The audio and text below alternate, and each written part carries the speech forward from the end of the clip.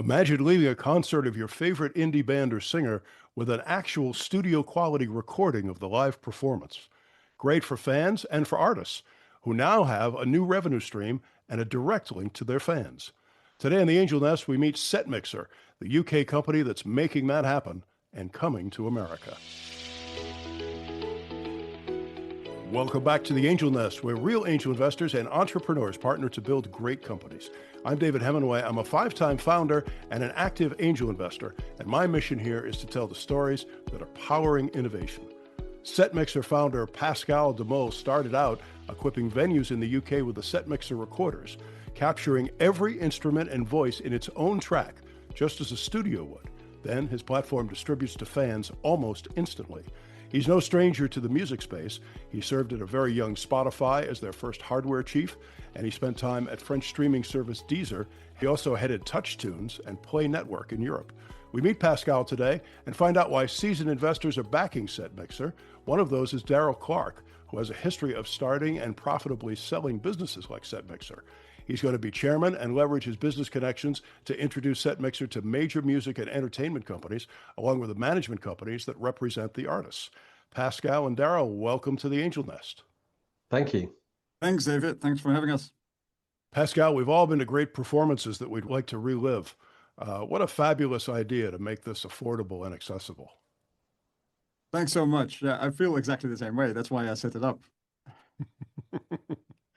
So tell us how you came to invent this amazing program. Well, I think as every good idea is, it's kind of scratching my own back.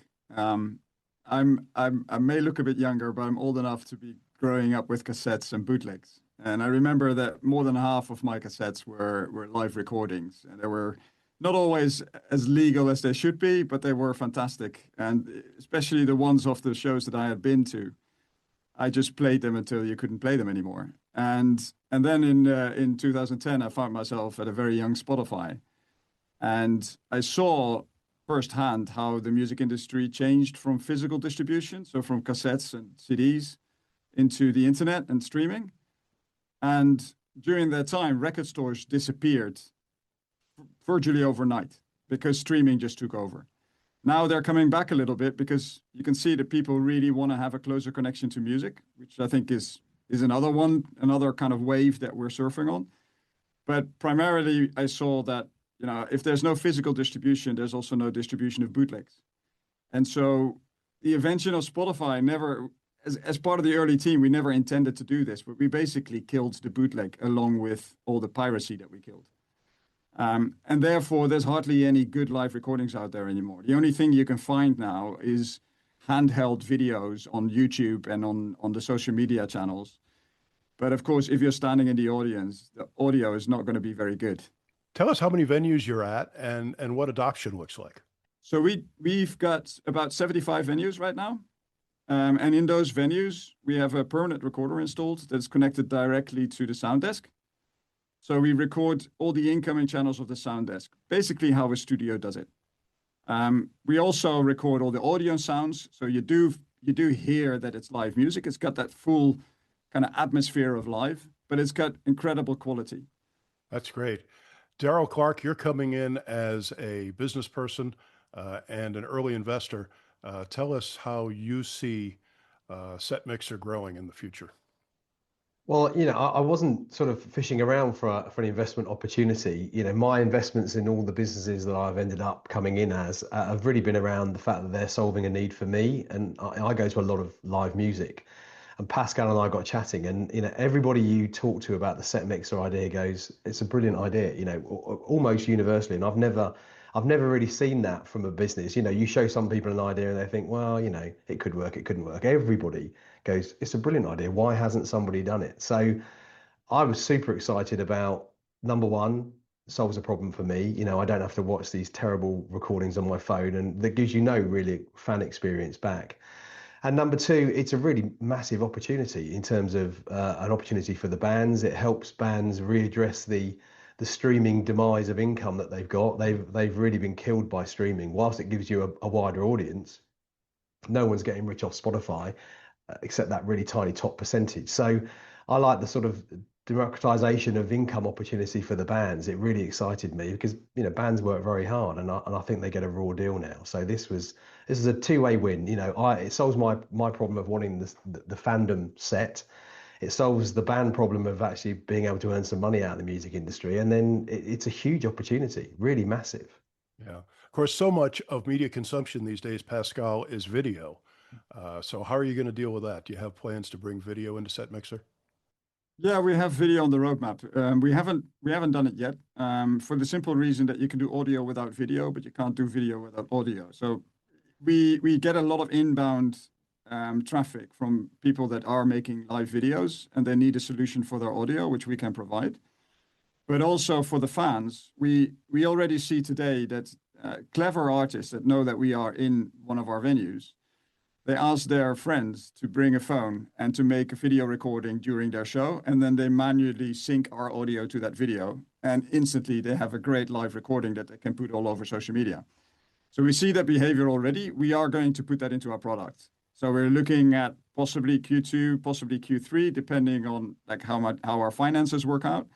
We're going to put some development resources on allowing the fans to upload videos, and then we can sync our soundboard audio to it. And so imagine you're a fan, you're just taking a video during a concert, you upload it to Setmixer, you get it back with perfect audio. So that's the vision. We let the fans do it, instead of having to bring cameras to the shows ourselves. So the performers are really your clients, and it sounds like you've got a lot of ways to serve them. Talk about the Setmixer showcase, if you would. Yeah, the whole company has been set up really with the music industry in mind. I wanted to do something good for the artists. And so we have a couple of principles that are actually baked into our legal documentation that we have. So they're kind of hard to change for Setmixer. And one of them is that the artist is in control. And the other have to do with the fact that we're paying the artist decently. We're paying them 70%. So we're really working on behalf of the artist. And so now that we are in 75 venues in the UK, and there's arguably about 300 venues that matter, maybe 250. So we're in a significant percentage of those. And seeing that the artists are touring, we can see a lot of artists. We see a big percentage of the up-and-coming artists in the UK. So we've decided to help the artists even more. We have a newsletter called Setmixer Showcase, that I sent out to all my industry contacts with my background at Spotify, you can imagine that's quite wide. And a lot of people have signed up, from big promoters, big labels, agents, lots of other people. And every Tuesday, they now receive the 5 most listened to artists straight from the stage in our grassroots venues. So for an artist, that means you just have to do a really great show.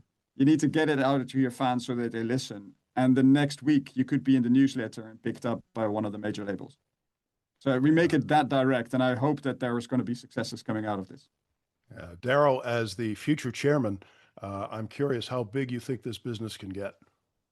Well, the opportunity is just colossal. I think it'll quickly become a nice to have or a new idea to suddenly, if a couple of decent sized bands get behind it, then it's going to be that the expectation from the fan will be, why can't I buy the live set? The pivot point, I think, is pretty quick on this. So, we envisage a situation where you might be clicking on the ticketing platform, and along with the insurance option, there's an option just to purchase your set mix delivered to you 24 hours after the gig. So from an opportunity point of view, I think it's easily the biggest thing I've ever been involved in. All of my other businesses, they've been pretty sizable, but from an opportunity point of view, you've had to work quite hard to grow them.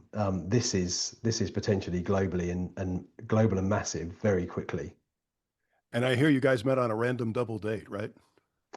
Yes, quite bizarrely, my wife's best friend was dating Pascal, and we went on a random double date, and we kind of, you do the sort of boyfriend husband sort of shuffle introduction, and Pascal's like, I do this thing, and I'm like, wow, that's just brilliant. It's and I came away from that dinner thinking it was the best thing I'd heard in ages. So I was excited from the get-go. Yeah, opportunities often present themselves in strange ways, right? They do. They certainly do. Yeah. So Pascal, talk about the archives. You've got some ideas about going into the archives and releasing, or maybe in some cases, re-releasing classic performances. Yeah, absolutely. This actually was already when I started thinking about the idea, one of the backgrounds is I used to be the managing director for Play Network, which does all the background music for Starbucks. And in doing so, I was talking to actually a pizza chain here in London, and they have some legendary jazz venues.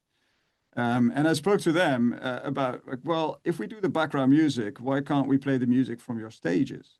And that was a great idea, but they said, well, we know that the mixing engineer may have made some recordings, but we just can't really get access to it. And that never lost my brain, right? And I asked them, like, so who could be on those recordings? And I mentioned a couple of jazz musicians that I actually don't really know that well. But one name stood out, and that was Amy Winehouse. So they may be sitting on a recording of Amy Winehouse in front of 40 people. And like that, imagine that recording just not coming out. Like as a fan, that's almost criminal, right? That those kind of performances are happening and you can't relive them. And that happens 7.5 million times in the world, that you can't relive them. And those are things that are happening every day, but there's also a whole history of recordings that may be around, may have been recorded somewhere, and they're just lying around, completely not accessible. And so one of the things that we want to do is allow people to start uploading these recordings. We can mix and master them. We do that automatically for all the different shows that we are recording today. So we can do that for the archive as well. And then you could have it that, major artists that have been recording for 10, 15 years, 20 years, I don't know how long, they could upload their entire archive, and we could turn that into mixed and mastered versions that the fans can have access to.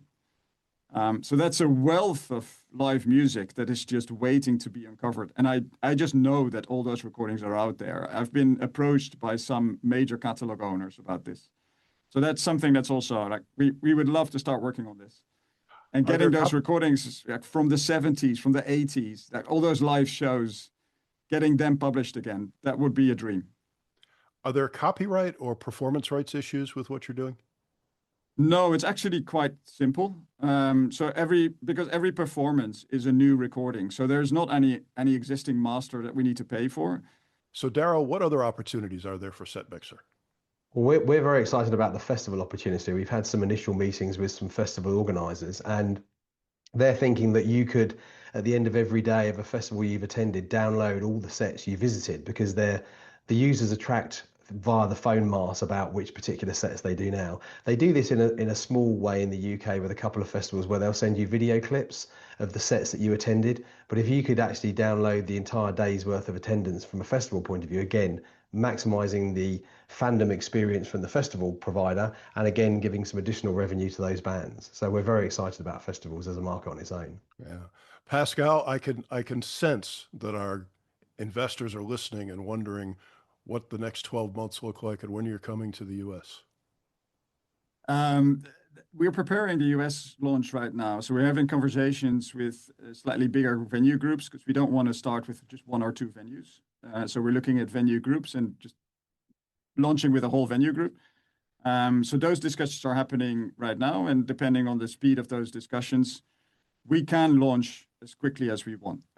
We already we support Northern Ireland, which is a different island to Britain. And we do that by Royal Mail. So we just send out the recorders there, the venues install them themselves. So we don't even have to be there. So it's very scalable. We can go to any market at the moment. So it's just a question of discussions. And separately, we are already going to the US. So we are already touring with some artists in the US. And we are going to expand that very rapidly. US is probably going to happen this year. But I can't tell you exactly the date when that's going to happen. Fascinating. Well, keep us posted. We'll pass it on. Absolutely. Pascal de Mul and Daryl Clarke from Setmixer. Thanks for joining us this morning from London. Thank you, David. Great to meet you. Thanks, David. Thanks for the time.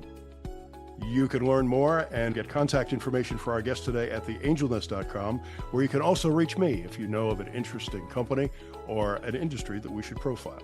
A reminder that we don't make or recommend investments at The Angel Nest, and this program is for informational purposes only. We produce The Angel Nest with help from Rob Higley and Charles de Montebello. He's at the controls of CDM Studios at the famous Art Deco Film Center building just west of Times Square in New York. I'm David Hemingway. Thanks for listening. So long until next time.